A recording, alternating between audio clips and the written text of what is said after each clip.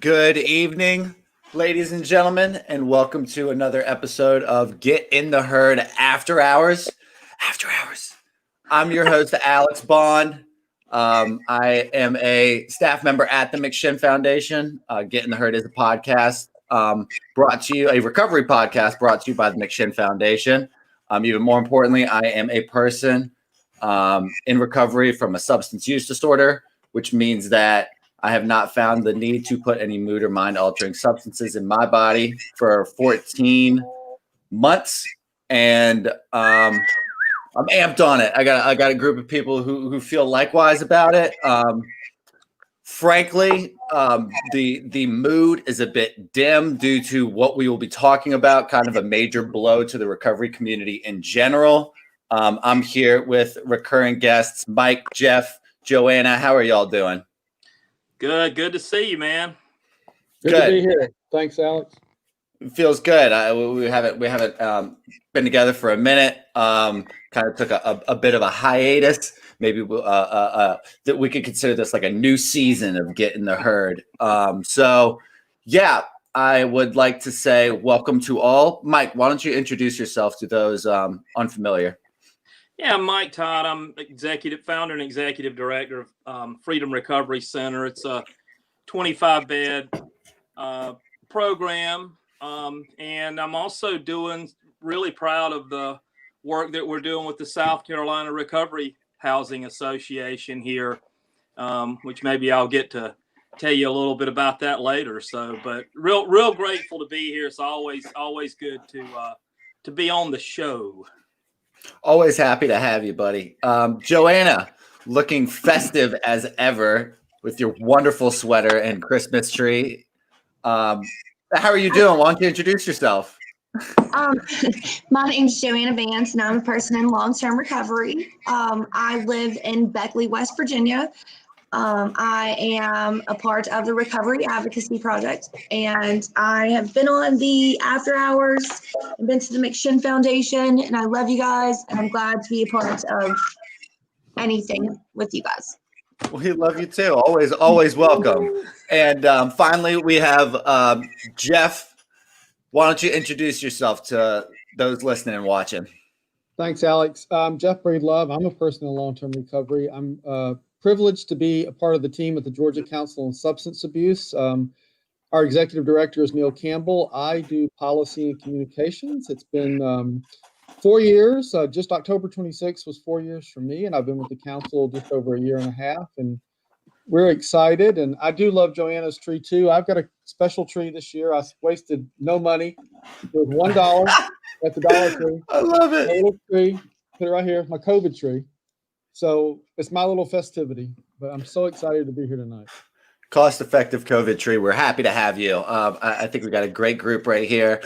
So let's just jump right in. Mike, what we will be talking about is this congressional omnibus bill, as well as this COVID stimulus package bill that has passed through the Senate currently, and how it affects the recovery community.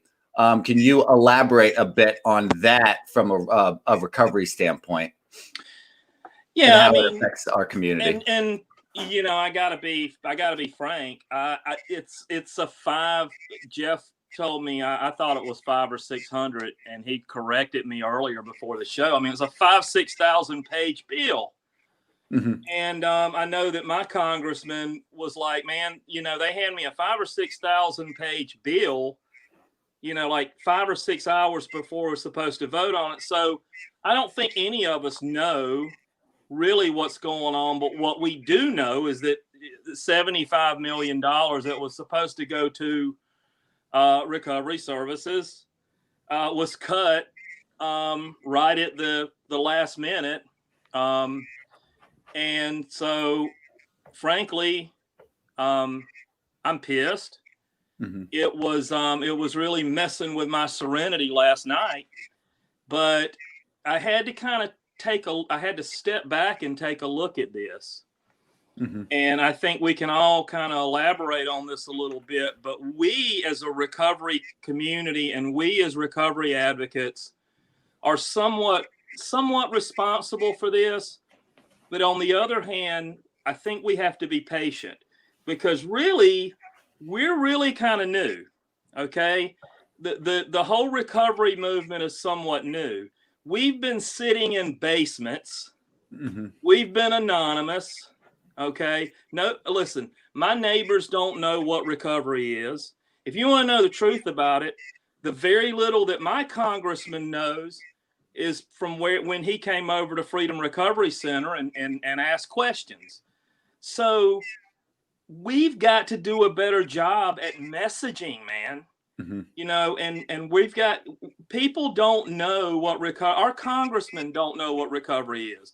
I mean, they go to Thanksgiving dinner or whatever, and all they know is Uncle Bob isn't drinking anymore and showing his butt, and he's in some kind of thing, and it's kind of like is it the Masons, or we know he's anonymous, but all we care about is he's not drinking anymore. So, you know, one of the things that we're doing, I'll say this in hush, but one of the things that we're doing in South Carolina is we have a recovery advocacy committee that is working with our state agency, and it's also working with our state legislators. And one of the first and foremost things that we're doing is focusing on messaging. Because like I said, if you walk over to the State House, a normal run of the mill senator does not know what it is. So it's very easy to go, $75 million for recovery. What's that? Bye. I mean, I really think that's what happened. And so, you know, I don't know. It's troubling, but we got to take some responsibility. And if I can just say one more thing, I think we've got to be very focused, laser focused on what we're doing. I think the recovery community is branching out into all these different things, and I understand gender equality and all these other things, but we've got to really laser in on what we are trying to do. And if we get labeled as a either liberal organization or a conservative organization, we are shooting ourselves in the foot. That's why I never talk about how I vote as a recovery advocate. Never. I think we got a lot of work to do, but we can get there. I feel positive tonight. Yeah, I think the political alignment spectrum thing is a very important thing to note as you kind of finished, Mike. I also wanted to just clarify. The Washington Post says that the bill was 5,593 pages, and that this money that Mike was talking about was cut kind of like in the middle of the night behind closed doors type of thing. It wasn't like this is happening. Who'd like to speak up about it? It was just kind of like you know what I'm saying? And people should have spoken up about it beforehand. I totally agree. Joanna, do you think recovery, us in recovery, we should, is this our fault that this happened to us? Is kind of what I hear Mike say a little bit. Of course, legislation as well, but we vote for these people. They're supposed to represent us, and I don't think we're voting for the right people a lot of times. Here's the thing, though. How many times have you voted, Alex, in your active addiction and your recovery? I have voted 3 times. times. Did you always vote, or did you? Right. This year. I'm almost 5 years in recovery, and this was my first year voting. Mm-hmm. Like, I'm still learning about legislation. I'm still learning about all of that stuff. Like, you guys, I have to Google some of the things that you guys say and talk about because I don't understand it. A lot of people don't. And I hope that Mike told me that Jeff was going to be able to lay it down for us about how this was going to go, because when it comes to like legislation and everything, like, I'm completely new. I understand the advocacy. I understand the destigmatizing language. I understand all of that, sharing our stories. I think Mike Todd did say something earlier about people who, the anonymous people who shared their stories only in basements, etc., for years and years before anything ever went public. Well, I'm not from that time. Whew. I'm glad. I love you guys. Like, you guys are pillars, but I'm not from that time. Like, I'm from the time where people can talk about you're allowed to talk about overdose. You're allowed to talk about harm reduction. You're allowed to talk about syringe exchanges. We're allowed to sit here and talk about the legislation screwed us over. Like, how many years ago could we not have talked about that? Mm-hmm. So the only thing, like, closing on what Mike had to say, when it comes to sharing our stories, we learned at Mobilized Recovery through the Harvard Kennedy team about our public narratives. And it's not just about sharing your story. It's about sharing your story for cause, for motivation, for people to move on and follow through. Like, whether that goes legislation, to politics, to what are they? Activism, advocacy, whatever. Like, you share your story for purpose. And don't take me wrong, I hate to say that. Like, I don't want 12-step people to think that when I say that they don't share their story for purpose, that's not what I mean. Like, they shared their story for purposes in those basements because it was to share it for the next person. And now today, we are sharing our stories for purpose for state organizations, community organizations, grassroots organizations, so that they can do the same and follow through. Like, I don't know. That's all I gotta say. Lord, Jeff, help us. No, I think that was very, very well said. I like how, like, I kind of see a recovering a person in recovery should kind of, start with, if they need to, a little bit of anonymity because of the uncomfortability for their own personal recovery, and then once, hopefully quickly, they feel stable in that, then you come out and say, the widest way that you can help other people, which is, the 12-step program, is helping you, helps me, helping people. The wider audience of people that you can use would be coming out and doing it on a more public platform. That's just kind of like common sense, would be getting to a point where you're advocating and proud of being in recovery instead of silently or quietly in a basement. So, Jeff, as Joanna said, break it down for us. What is this? What does this legislation look like and mean? Well, sure. Thanks. And for those that don't know, which would be, I guess, almost anybody, I worked up on Washington. I was chief of staff for a member of Congress and So I know I guess I know the place, as well as anybody. And we're not going to fix the culture of Congress. We're not going to. But what we can do tonight and the days moving forward is fix the way we impact that culture. So I'm going to talk about 3 points that I heard, what this legislation means, what we can do to impact it moving forward. And and the first thing I want to say is I want to agree with Mike's point. The most effective organizations that impact their issue, arguably, are the Teachers Union, the National Rifles Association, and Planned Parenthood. Now, of those three, they're different than ours because they're not necessarily, I don't want to get into the thing about Planned Parenthood because I'm complimenting them, but they're not like the same as cancer and Alzheimer's and diabetes and all that. So those are more politicized. But if you look at those three, they're all treated with respect on Capitol Hill. And the reason why they are is they're there for their single issue. That's it. The Planned Parenthood lobbyist is welcome in the Republican office, just like the Democrat. So is the NRA lobbyist, because they know they're professional and that's what they're there to talk about. You can agree or disagree with them, but that's their singular issue. And that's the same for cancer and Alzheimer's and diabetes and all those. Those lobbyists are there for the one issue. So we can care about other things. But if we as a community become known for anything but recovery, we are not doing the things that other organizations do that have proven to be successful in Washington and in state houses and in county commissions and city councils. But that's, I'm sure, a broader topic for another show. But this bill tonight is evidence of why we're not where some of those communities are. For me, before we even get to the money, because money is money, there's always going to be money associated with spending bills in Washington. And the only thing it has in common is every year the number gets bigger. That's the way it works. But it's not about the money. It's actually more serious than the money. So to Joanna's point, I'm not going to use the word fault, although I've been using it all day long. But what I'm going to change that word to is opportunity. So the opportunities we have come from two different perspectives.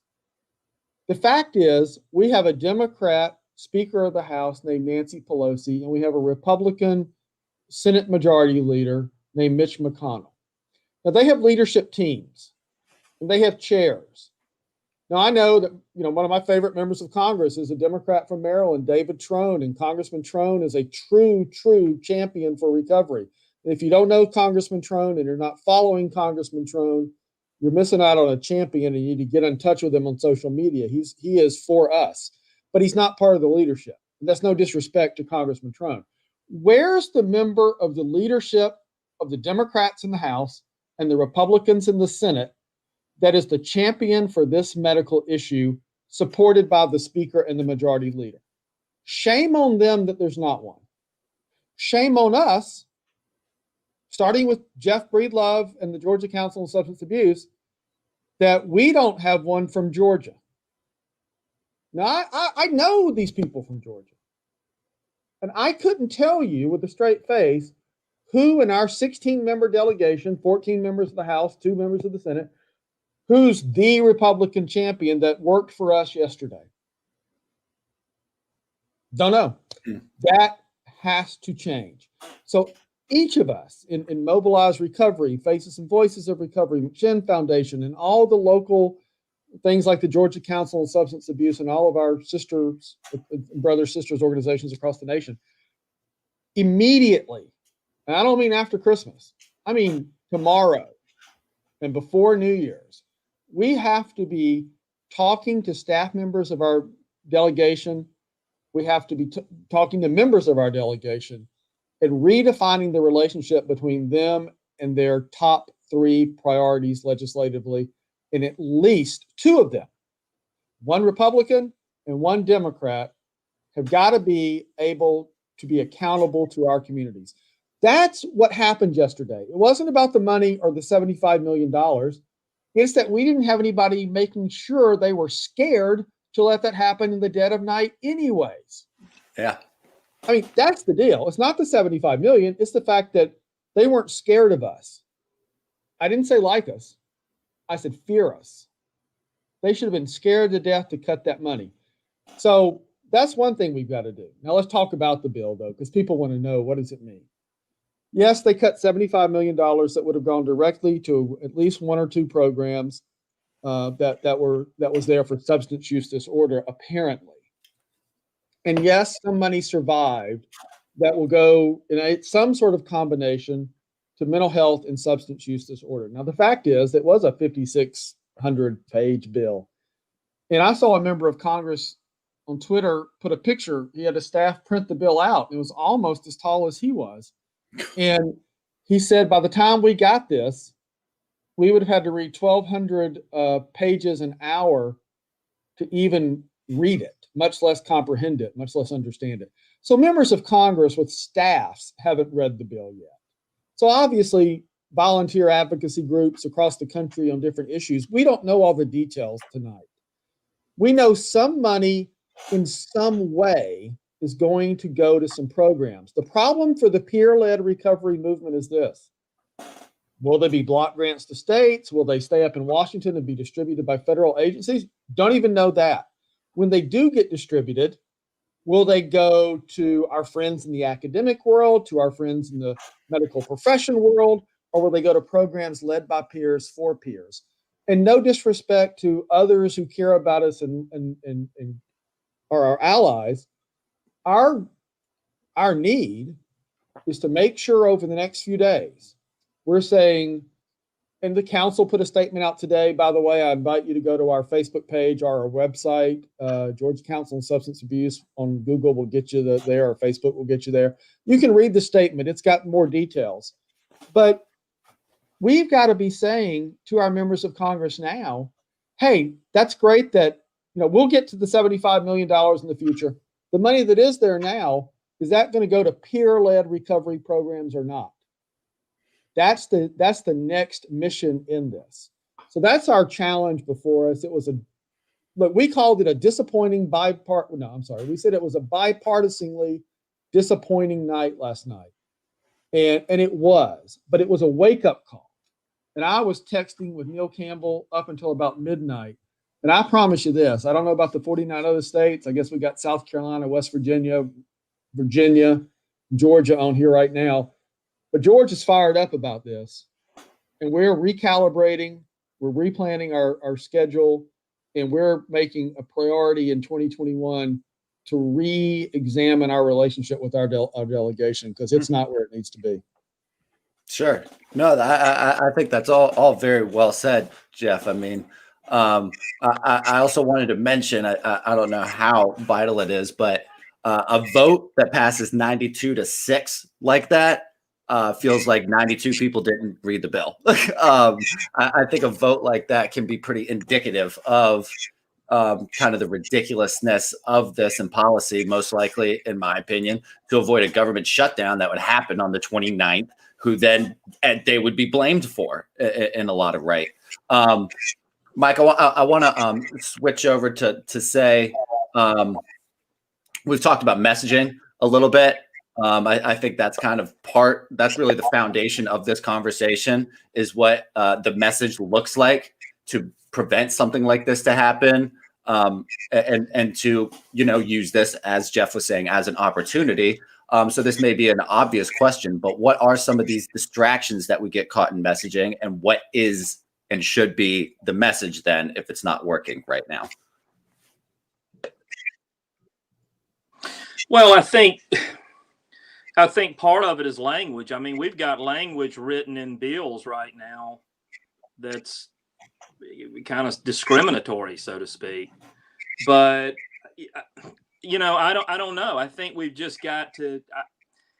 We have a recovery movement, but we seem to be kind of splintered in all kind of different directions.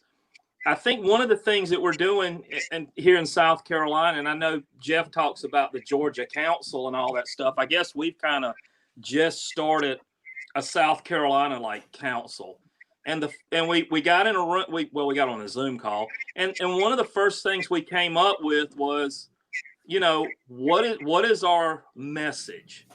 And I don't think that we've done that as recovery advocates nationally.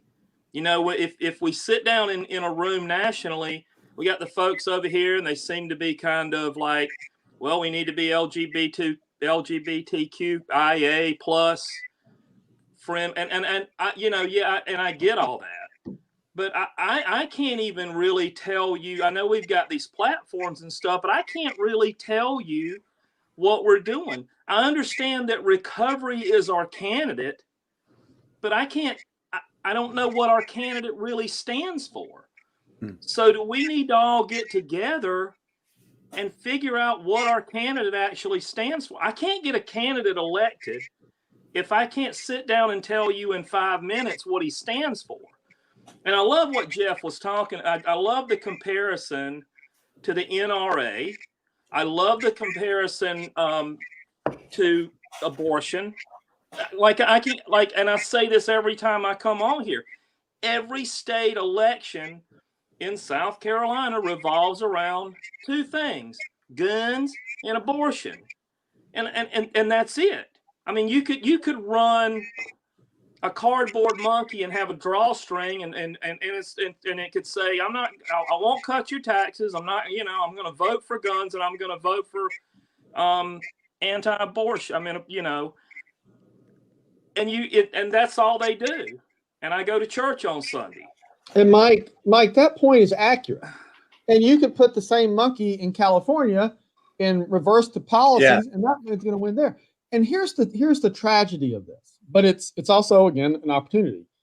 So, and again, I'm going to talk about the business and the science of advocacy for a minute. I'm not downplaying any personal lives here or anything. Yes. But the fact is, there's some 26 million people, according to the federal government, in recovery in the United States, give or take a million since the last time I saw that number. And in Georgia, they say there's some 800,000 people. And there's corresponding numbers, of course, and maybe we're going to talk about this tonight with the CDC new report. We're doing a statement tomorrow about that, historic number of overdoses in the past year, basically. Our doctor at the Georgia Department of Public Health has done 2 memos, and Dr. Kathleen Toomey said that Georgia now acknowledges and knows for a medical fact that the number one increase in emergency room visits during COVID has been for overdoses. Mm-hmm. So that's a bad thing, right? So we have, unfortunately, a large number of people who've lost their lives to our disease. We have some number of people in recovery, and then we have a third group of people who we don't even know. I mean, you can't quantify people who recovery or not. Who knows what's going on with? So this is a big constituency. It's a huge constituency, and that means it's a large number of votes. And so let's use that example of guns and abortion. Well, why? Why is it guns in South Carolina and abortion in California, to use this analogy? It's because they figured out that the two major parties, and let's just keep it to the two major parties, Democrats and Republicans, they want the votes of those people. So the NRA gins up votes in South Carolina, and these people go vote for these people called Republicans. Planned Parenthood, and this is a compliment. And in complimenting Planned Parenthood, they go out to California, they gin up people who feel the same way, and these people called Democrats win elections.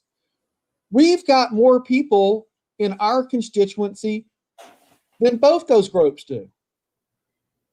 When we teach our constituency, and Mike, I would suggest there's one word to identify our candidate, to use your example, and that's recovery. Every other letter past that diminishes our strength. It does. And so once we get to the point where we're going to say we vote for recovery the way those gun people vote for guns and the way those abortion people vote for Planned Parenthood's agenda and so forth and so on, the bike people vote for bikes and the football people vote for football, whatever, when we put our coalition together, we'll start winning elections in the sense that people who want to vote for programs that are peer-led and put the appropriate funding behind it, from the city council to the county commission to the state house to the Congress to the White House, Democrat, Republican. Let me end with this for a minute, yield the floor on this. This is also verifiable fact, and somebody, maybe Johnny from Pennsylvania or somebody knows this and can back me up with actual facts. But this is my understanding. When AIDS came on the scene in 1982, stigma was terrible. The year that the most people died of AIDS, according to Neil Campbell, was 1995. I was in Congress then, working for Congress. Now, in the 2000s, it's been the number one federally funded medical research issue.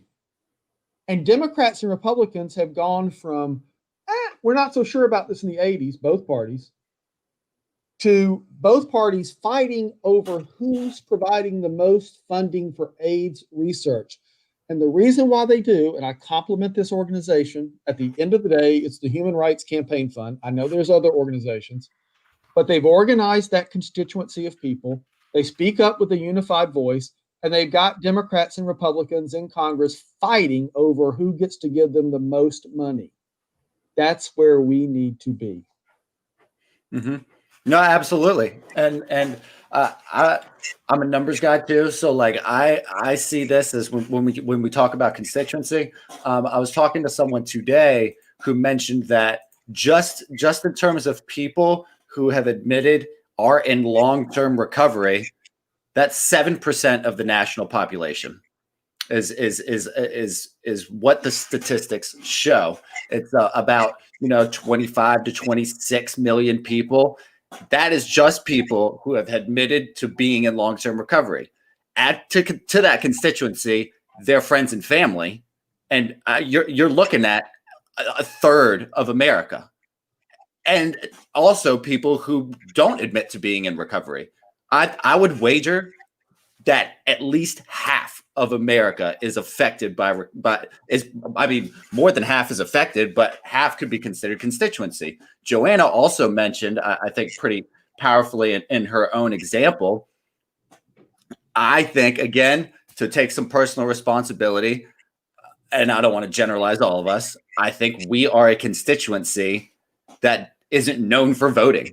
It isn't known to getting out to the polls until we sober up when we're in our late 20s or whenever we do. So I think by then it's kind of like a demographic that's all over the place and is unreliable, just as I was when I was in active addiction.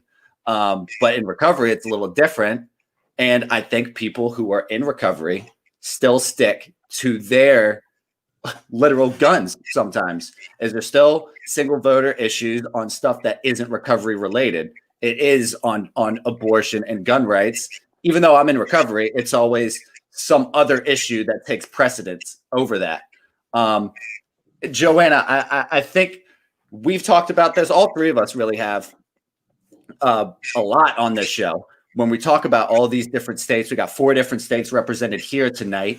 And we've talked about, as a recovery community, that the differences geographically in part of our problems, Mike, you talked about needle exchanges and Narcan rallies and stuff like that. Joanna, we've talked about the importance of housing. So what I think that we're asking for are very different things. The LGBTQIA plus stuff and say California, we're all asking for different things. And I think that we have honestly come to the conclusion on this show earlier that that's how we recover and build and get what we want, is we focus on different things. Then a national bill comes out and we kind of have to take the blame for it because we're like, oh, I guess this grassroots stuff only works on a grassroots level when something like this happens.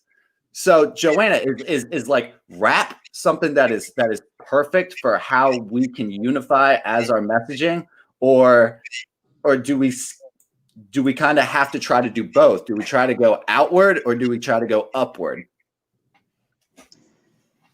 Who could have imagined that COVID was going to hit the United States and that our entire country would be put into a pandemic upon an epidemic? Okay, who could have imagined that we would lose, I don't know, I'm not good with numbers, X amount of people to COVID and then X amount of more people to substance use disorder and overdoses and suicide, mental health. Like, that's not something that any of us, okay, people in recovery, anyone else, could have ever possibly guessed.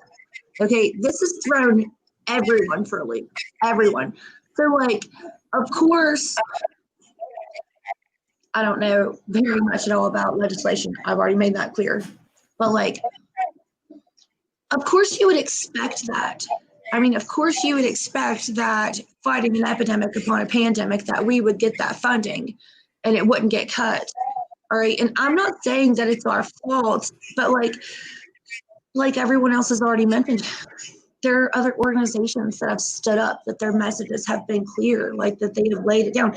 And it took them some time to lay it down, but now both parties still follow through because they are bipartisan issues. Like, it's hard to be nonpartisan in a bipartisan world, but recovery is a bipartisan issue. It doesn't matter if you're a Republican or a Democrat. But, like, we've been fighting the front lines, a pandemic and an epidemic. Like, none of us was worried about fighting a COVID bill and worried about funding that was going to come through until it just hit us. And they were like, what? we lost out on all of that money. And now is the time that, like, we build. I've heard the word constituency. If it would not have been from the work with the Recovery Advocacy Project, I wouldn't even know what constituency means. I wouldn't even be able to pronounce it. Right? But it's building a constituency of people, family members, friends, allies, behavioral health, mental health, like the sheriff's associations, everywhere, the whole collective. Like, it'd be much more than half of America. Much more than half of America if we could get the people in the states to all stand together. But we didn't expect, we're all wore out in our own recovery with COVID and recovery to even have imagined that we were going to get cut as short as we did with the COVID package. And I would like to say that I'm surprised. Listen, I'm a person in recovery, and I've been drawing the short straw for a long time. Just like they say about we are only getting $600. Thank God for the $600 because that's more than like they've given us.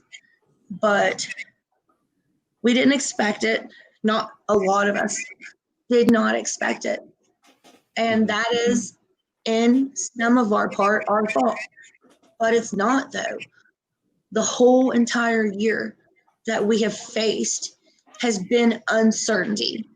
So for what we are facing now, we can't be mad. We can be mad about it, yes, but it's just another learning block to figure out, like, this is what we have to do moving forward. I mean, like, y'all said they didn't read that bill. I don't know if they read that bill. Y'all said like 5,000 pages. Whatever, but like, that's crazy. I mean, it's all been uncertainty, and the only thing that we can do moving forward is to follow these other organizations' leads and build our constituency of people, because we have a bipartisan issue that is a crisis in our nation, and move forward together from that. And yes, I think that the Recovery Advocacy Project and all of us together will do that and be able to do that. Mm-hmm.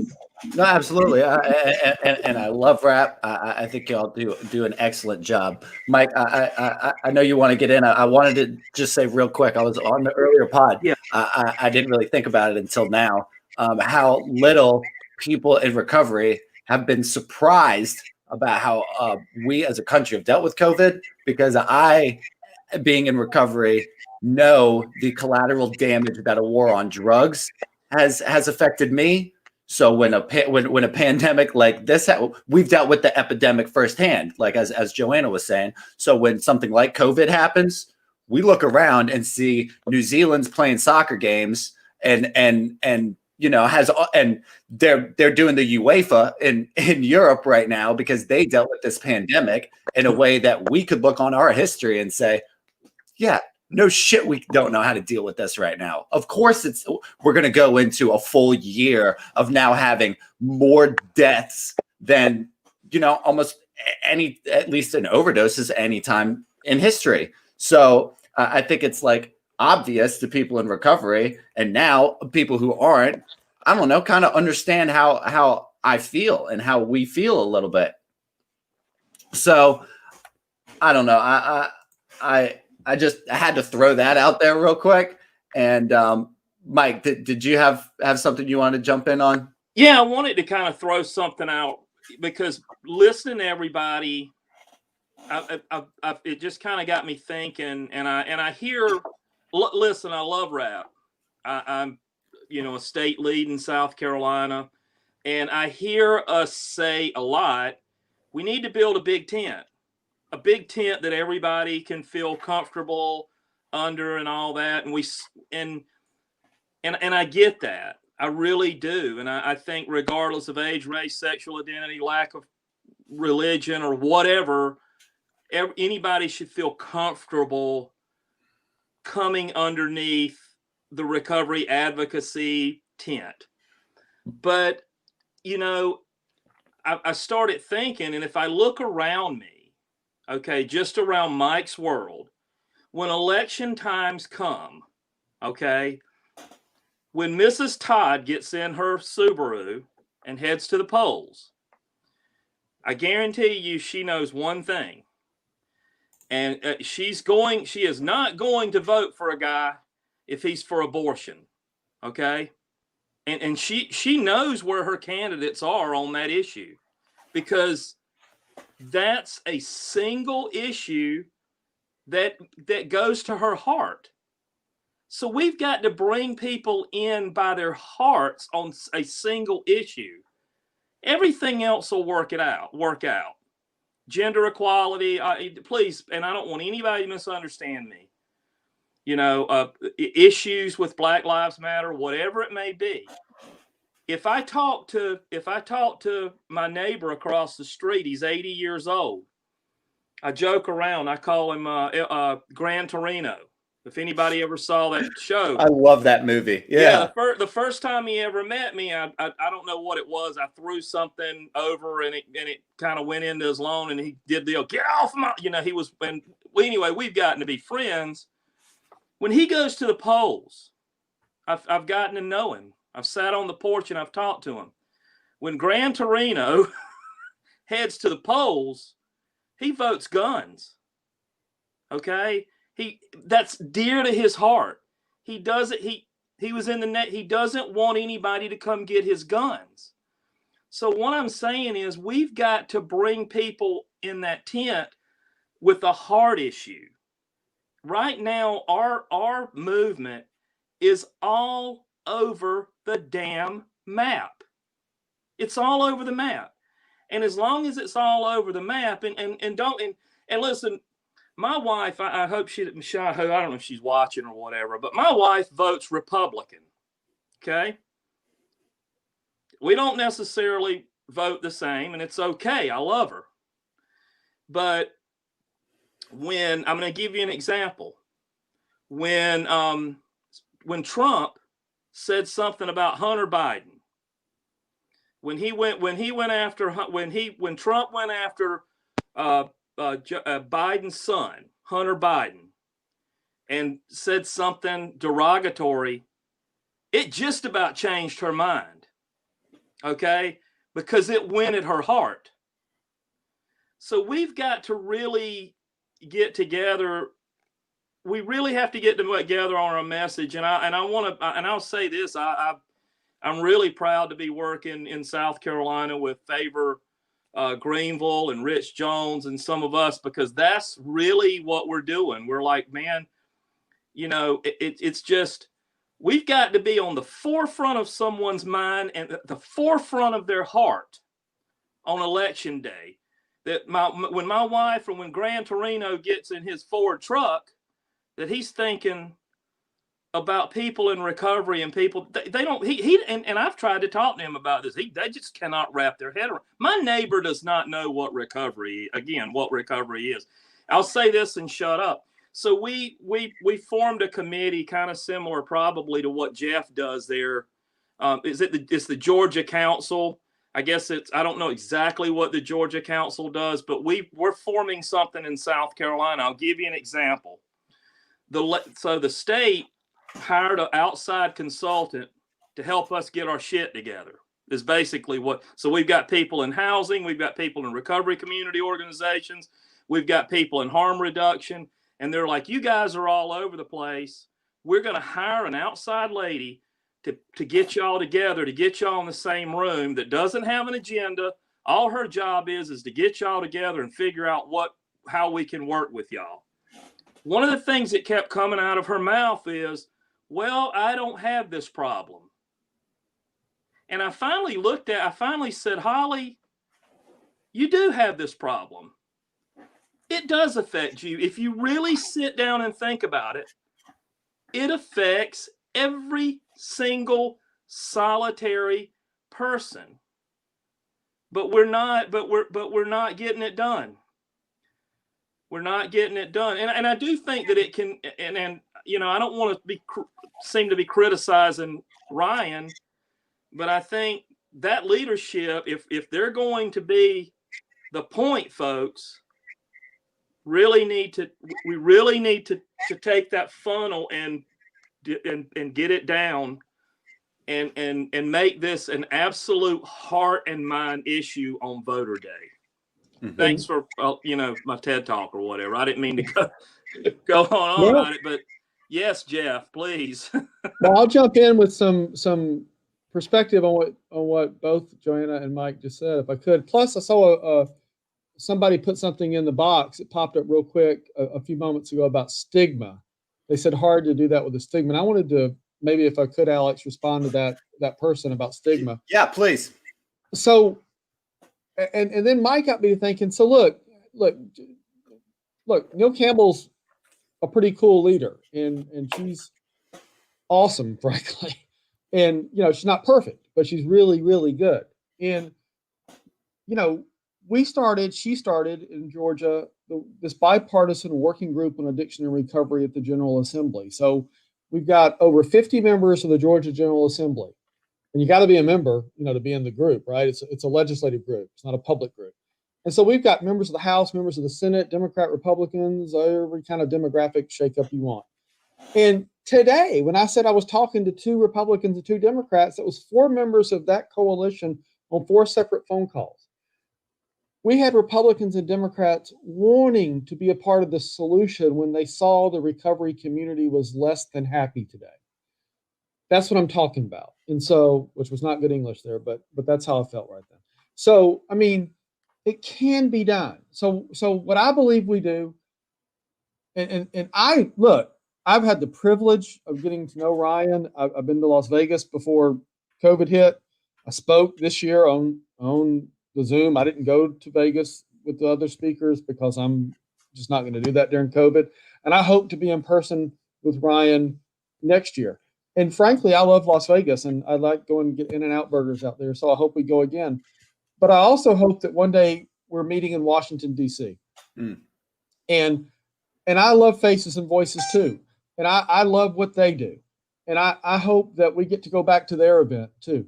But I'm fans of both. But I want to really compliment Ryan because I know him differently. And I will say this to my boss, Neil Campbell. I'll say it to Ryan. I'll say it to Patty. I'll say it to the President of the United States. Whoever wants to hear my voice, I'll say this. Recovery doesn't need to be a progressive or conservative group. It doesn't need to be left of center or right of center. Where we need to be is in the center of the center. Mm-hmm. Because we've got Democrats that want to help us. We've got Republicans that want to help us. And I will be candid. We make minimal exceptions.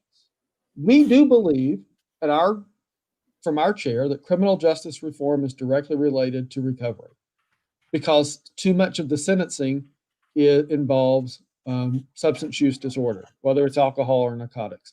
And we do believe that changes that impact sentencing in particular and other criminal justice reform legislations directly relate to recovery. We don't view that as an exception. We also view human trafficking the same way, because we believe that almost 99% of the women and men who have been victimized by that also suffer from our thing. We have an RCO called Divas Who Win in Athens, Georgia. Shonda Santana. Mike, it's not too far away from South Carolina if y'all are ever in Athens, man. Divas Who Win is a great place, and it's the only gender-specific RCO we have to be of service to these women who predominantly impacted. But that's the point. We don't get off on any other issues, period, at the council. It doesn't mean we don't care about them. It doesn't mean we don't have members who feel, or staff and leadership who feel passionately about them. It doesn't mean we don't talk about them in staff meetings. But that's not our issue. We're not the NAACP. We're not the Human Rights Campaign Fund. We're not the NRA. We're not Planned Parenthood. We're not any. They got that. They got those. We got the recovery issue. And so that is, I would say that to anybody, is we got to be in the center of the center. We want to be the cause that, how can I, this is how I want to say it. That Donald Trump and Joe Biden would put everything else aside and sit down and say, I got to be in front of that community. And you can take that down from those two people to the newest city council members in the smallest city in your state. We want them to say, we disagree on everything else in our city, but by gosh, we're going to be there for that recovery community. Mm-hmm. And we can't do that. Mm-hmm. Yeah, I think the center of the center is kind of like powerful language, personally. Joanna, did you have something you want to jump in with? I do. I'm just only going to take a minute when I say it. When we built the vote recovery platform here in West Virginia, we centered it on community inclusion, meaning multiple pathways to recovery, meaning LGBTQIA+, meaning BIPOC communities, meaning Appalachian culture, meaning anything, community inclusion that way, because the opposite of addiction is connection. And if you cannot be connected and feel related to, even in your own recovery, how can you want to be a part of a constituency? So while, of course, our main focus is recovery, like we want all of those people to understand that we have room for you, we have space for you, you are welcome, we're all in this together, because we all face these issues while they might be different. And I understand exactly what Mike and Jeff have both said about, recovery being the singular issue. Like, there's not one singular issue about anything, especially like with the things that we've faced this year alone in itself with LGBTQIA+, BIPOC communities, all of that, how those things have changed. I mean, like, at least those things have gotten a light shed on them. And it's more important than anything that those people and multiple pathways to recovery know that all forms of everything are accepted, because we are inclusive to all. Mm-hmm. Because my recovery is not Mike's recovery, is not Jeff's recovery, is not Alex's recovery.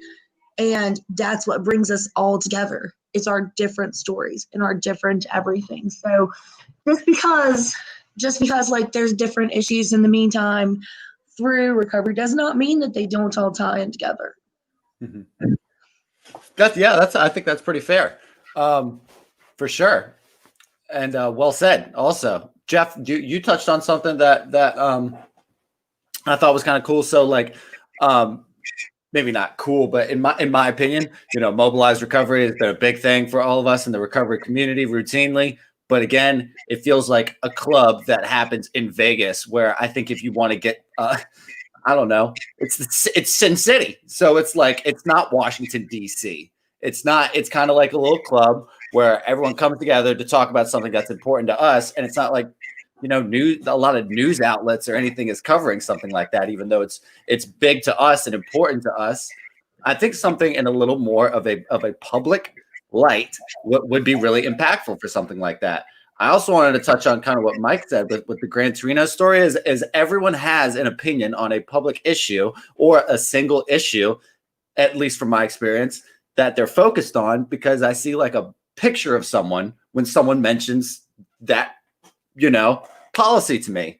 People have a certain opinion on gun rights a lot of times because they picture an experience in their life that affected that, or they picture specifically a lot of times a person that they know that was affected by that, so they then vote accordingly.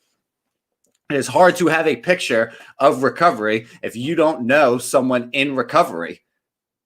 Or so a lot of times I can guarantee you that I've probably had coworkers and people in my family who were struggling or were in recovery, and I just didn't know about it because either I didn't care or because they weren't willing to come out and speak about it because of stigma attached to it. It's kind of like a symbiotic thing.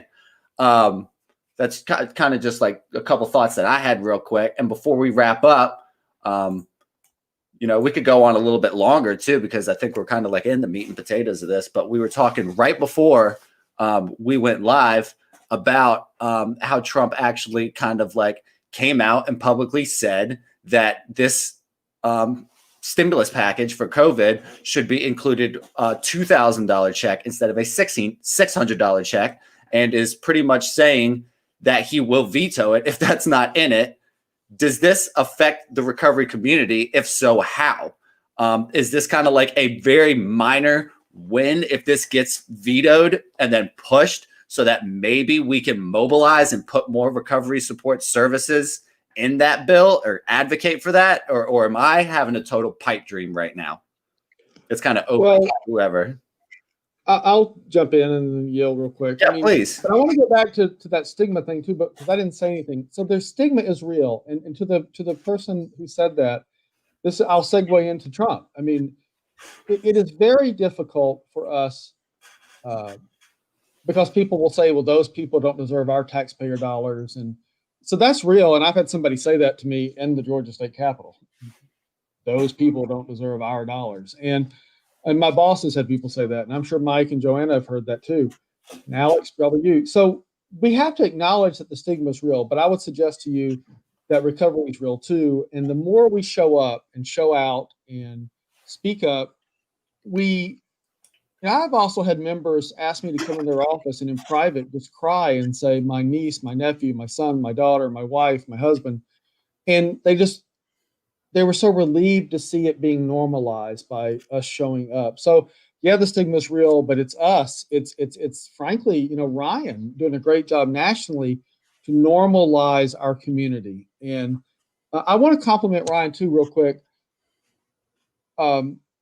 Mobilize has had, and I may not be on the right terms, maybe it's rap now, but look, Mobilize has had regional Zoom meetings, and they've used technology to keep the word out.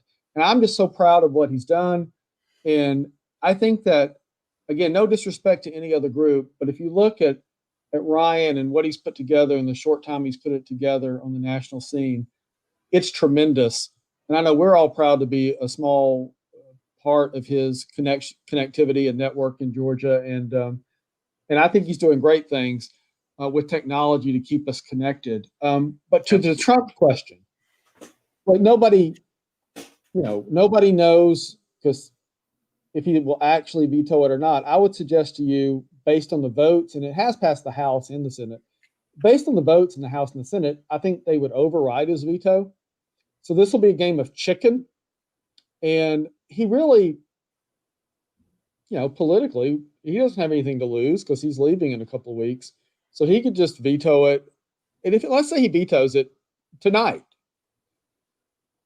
it'll delay the process until January 20th. And if I know one thing, they'll have some kind of agreement that the Biden administration can agree to on their first or second day in office, because the new Congress will actually be in before the new administration. That's the way it always works. So it may be delayed for a couple of weeks if he vetoes it and it's sustained, but it would only slow the process down for a few weeks. Now that can kill a small business, right? Those few weeks. It's very important, but legislatively, there can still be a fix, and that fix will occur shortly after the new administration is sworn in. I don't think they'd let too many hours go past. It's probable that what would happen would be, and Georgia plays into this, I strongly suspect that there'd be an agreement between the Speaker, a Democrat, and Majority Leader McConnell, a Republican, to override that veto pretty quickly. Because, and the reason the Republicans will go along with it is every politician in America seems to be in Georgia right now because of these two runoffs. And you can bet your bottom dollar that the two Republican incumbents, that, they voted for it. So there's a lot of senators and a lot of House members that are Democrats and Republicans that want this to pass. I think they'd override Trump's veto if he does veto it. Okay. Yeah. And I would trust your judgment more than practically. Oh, that's a guess, not a judgment. That's just a guess. Yeah.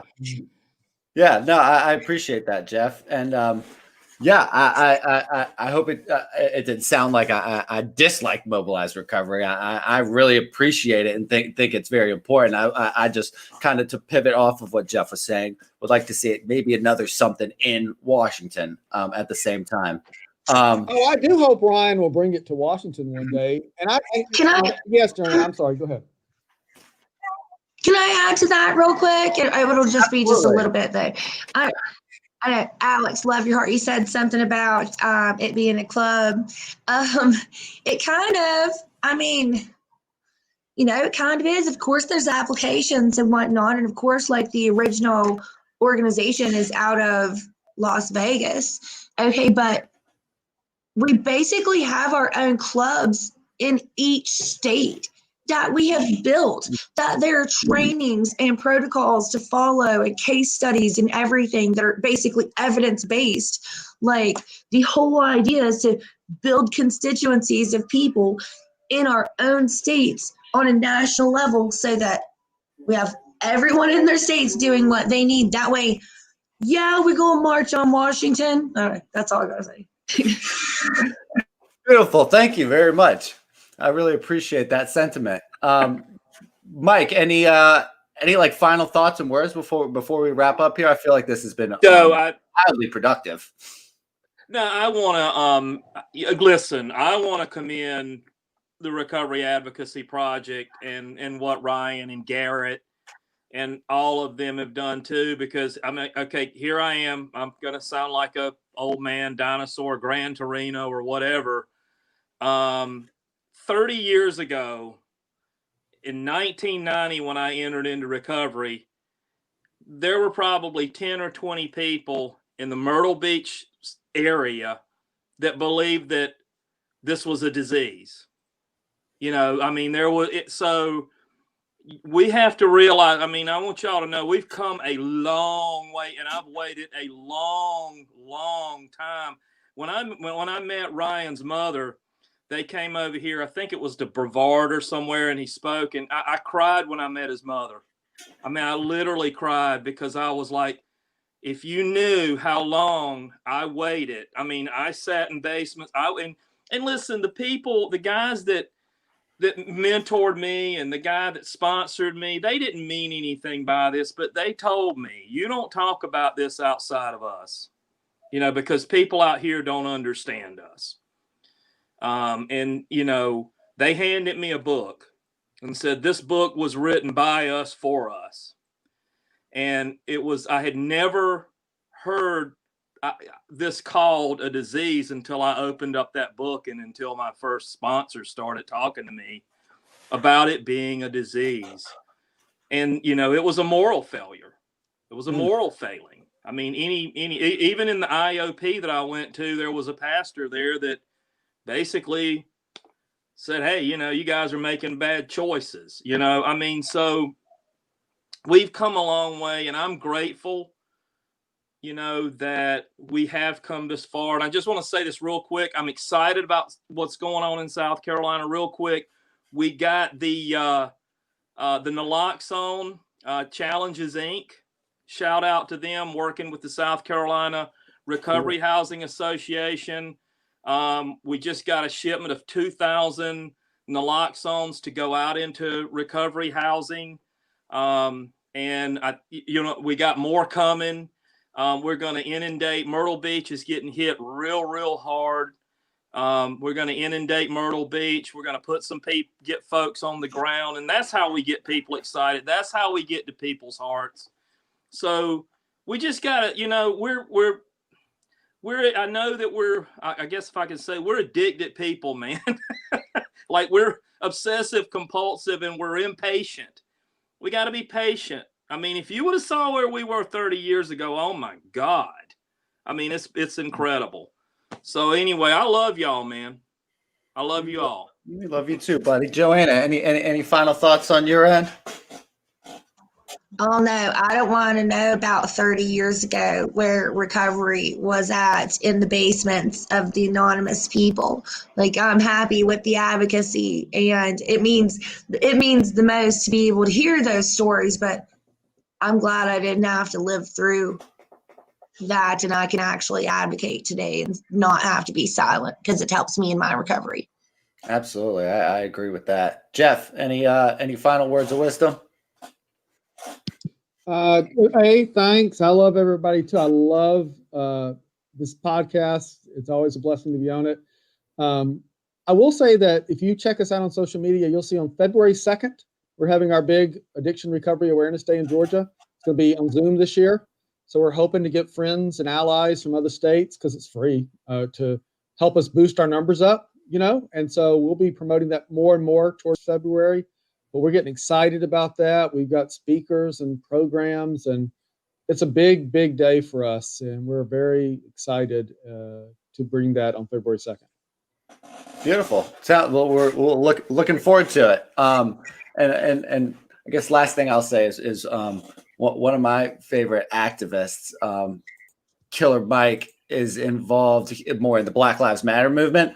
But what he says in regards to activism in general, which I think can be utilized in our realm, is now is the time to plot, plan, strategize, organize, and mobilize, which I think is just a very sage advice to kind of unify and come up with a strategy and then organize and mobilize. Jeff, Mike, Joanna, I love you guys. It's always a pleasure coming on. I think this was very enlightening for me and how this has affected us. And, time to keep pushing forward. I really appreciate having you guys on. It's continuously a pleasure to provide this platform and to, connect with you guys. As Jeff was saying about the importance in technology and what Ryan's done. I think stuff like this is just creative problem solving, and it's wonderful having people who can see and utilize it. So thank you all very much. I really appreciate it. Shout out to our producer, Todd. Always do a wonderful job. I love you guys. Thank you very much. Alex. Love you, man. Get in the herd. Peace out. Keep pushing. Keep pushing. Recovery's real.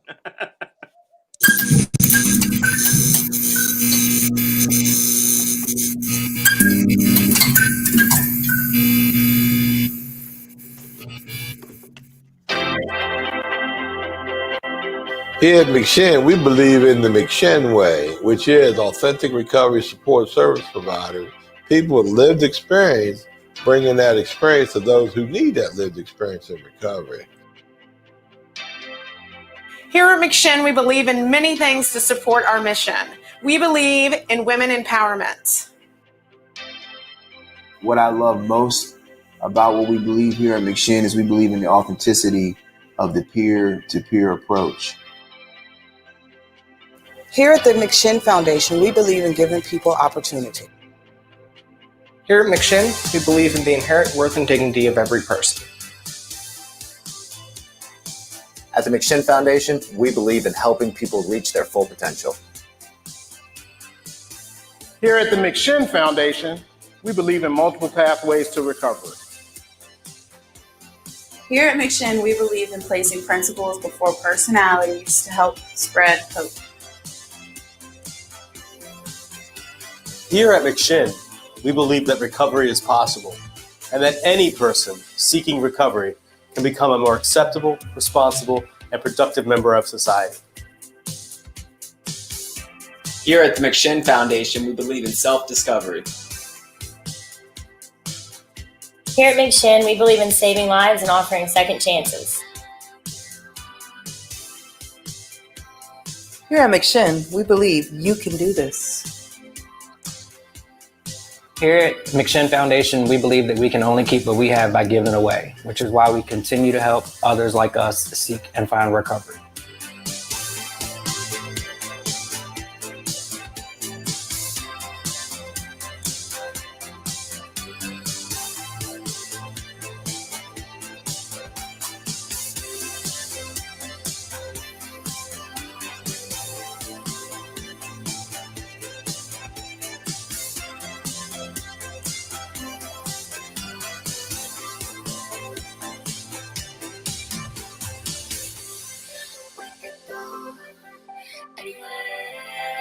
We'll get there soon. We'll get there soon. We could be any place. We'll get there soon. We'll get there soon.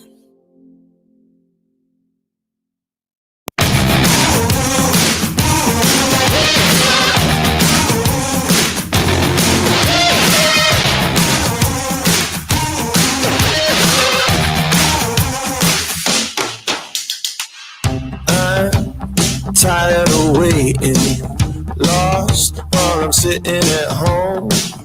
Dream of a new destination, lust for something unknown.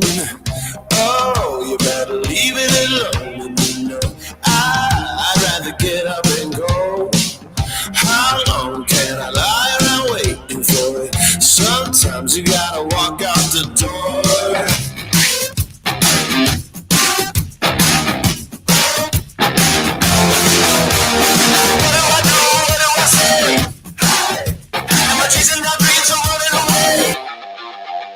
No limits, no ceiling, no crown. No pressure gonna hold me down.